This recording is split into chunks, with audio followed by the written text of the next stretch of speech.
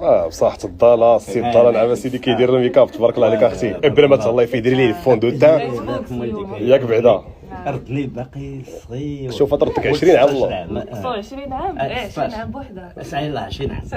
يلا محمد الإدريسي المعروف بلقب الضالة هو صانع محتوى عائلي مغربي شهير، اشتهر بمشاركته في مقاطع فيديو عفوية كوميدية رفقة ابنه خالد الإدريسي، والتي تميز بخفة الظل وبساطتها التي نالت إعجاب ومحبة الآلاف من المتابعين.